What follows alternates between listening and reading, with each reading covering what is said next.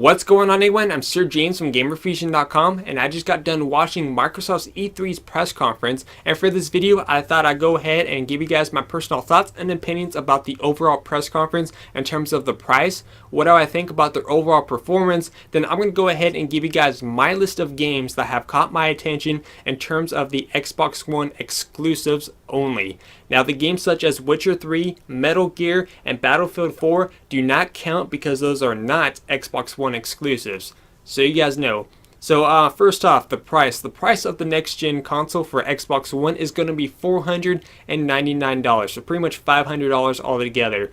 To me, I think that's a really steep price for a next gen console. I mean, I remember when the PlayStation 3 first launched, I believe they were selling that for $600 when it first came out. Obviously, it's a huge price that no one wants to pay.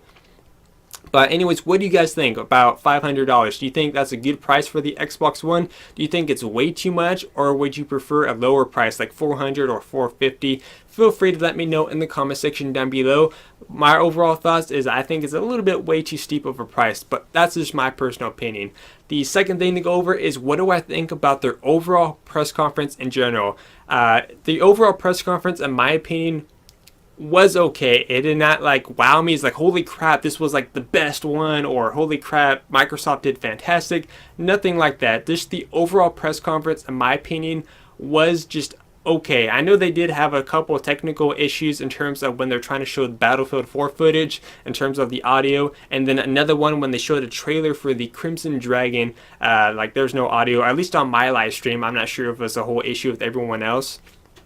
But those are the two different issues. But they got the ball rolling again. It's not like they panicked. It's like, holy crap, what to do? I mean, they got the ball rolling. They finished what they started. And they did it really well, in my opinion. Now, in terms of the games being announced, like nothing really caught my attention in towards like the second hour of the press conference. Like the first hour, I was like, okay, come on. When are they going to show something that's going to catch my interest? And the second hour comes in when they're announcing games. I was like, there we go. There's Microsoft for us. I mean, these are the titles I want to hear. I mean, and so much more. So I went ahead and written down the list of the Xbox One exclusives only that have caught my attention. Like I said, Metal Gear, Witcher 3, and Battlefield 4 do not count. But I do look forward to those titles. Like I said, they do not count for this video, just so you guys know. So Xbox One exclusives that have caught my attention that I would be really interested in playing. The first one is Rise, the game where it has the Total War Rome, I keep forgetting the name, theme to it. In terms of the real time and stuff like that, I thought that was really cool. I did notice the game had a ton of quick time events. Now, I have not played many titles that involve quick time events in terms of like pretty much over and over again, but just the overall gameplay of it and how it performed in terms of the takedowns, like bashing people in the face with a shield and gutting them in the stomach with the sword and just flinging them over and all those gruesome attacks. I was like, holy shit, that is freaking cool. But that game did catch my attention. Like I said, it is called Rise. So it is a title that I would probably look forward to playing. And if I recall, they said it's a launch title as well. So that's a title I would probably recommend already. The next one is called Project Spark, where he's pretty much doing all these customizable things where you create your own unique world. And so much more is happening. And basically, it's kind of like... It's almost like a Minecraft thing, where you're able to create your unique, pretty much unique looking worlds, not pretty much to your creation. But Project Spark did look really cool, and it would be a title that I would definitely be interested in playing, and probably want to be playing more. And I did notice that throughout the press conference, they mentioned Smart Glass a lot in terms of using the tablet, Windows 8, and Smart Glass. I don't have any of those devices, so my question is, if I don't have such items, am I only going to get partial of the gaming experience, or will I still be able to get the full gaming experience without owning these other devices? Because it's almost like, okay, so in order to fulfill or to pretty much fully enjoy your games, you need an Xbox One, some type of smart glass device, or Windows 8, and then pretty much there you go. It's like I need two pieces to fit just the one. So that's pretty much the main thing that worries me, is the whole smart glass thing. It's like, will I still be able to enjoy the full experience without such items? Because I don't want to go out and having to buy an additional item just to get the full experience, if you know what I mean. But like I said, Project Spark was another unique title that caught my attention.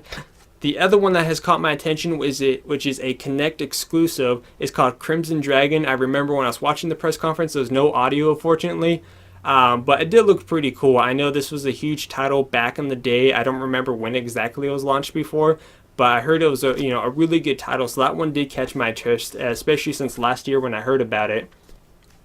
The other one was called Dead Rising 3. Now, I'm not like a huge Dead Rising fan. I mean, I played the first one, I played the second one. It basically got really repetitive and just, the mall's like, okay, now I'm getting bored type of thing. But then they come out and show Dead Rising 3 was this huge open world type of area, and I thought that was really cool. You're basically able to go anywhere in the world. You still have the obvious where you're able to find blueprints, other items, craft all kinds of unique weapons. Like the guy had like a huge sledgehammer, then he had a chainsaw like duct taped on the other end of it. When he threw it at the zombie split in half.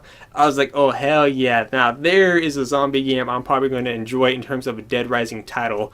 But that game did catch my attention, and I know towards the end he's like, oh, right, all these zombies are in the area, and that's when he brings up the smart glass thing again. He brings out like a phone or smart glass device. He's like, let's go ahead and call in an airstrike or an artillery shell. He's like, dude, and then boom, it's like, like I said, that still worries me. It's like, okay, if I get the game and I don't have a smart glass device, am I still going to be able to have that option in the game or no? So that's like another thing that does worry me. There's like too much about the smart glass thing. It's like I don't give a shit about smart glass. I just want to be able to enjoy the game fully. The other one was just the short little trailer of Halo 5. When like the beginning portion of it was playing, I was like, oh, hey, this kind of reminds me of Journey, the whole desert thing. You got this hooded creature person and stuff like that, and then like the whole floor started to open up, this big old mech comes out. And then as soon as I saw the person stick their hand out holding a pair of dog tags, I was like, this is Halo, isn't it? And then that big gust of wind came out, and boom, there's Master Chief right there in that cloak. I was like, yep, Halo 5. That's another title I look forward to. I do enjoy the Halo titles. And then the other one is called Below, which is like an indie game that has caught my attention as well. It looks pretty cool. And the last one, which was the very last game that they announced as an Xbox One exclusive, was called Titanfall.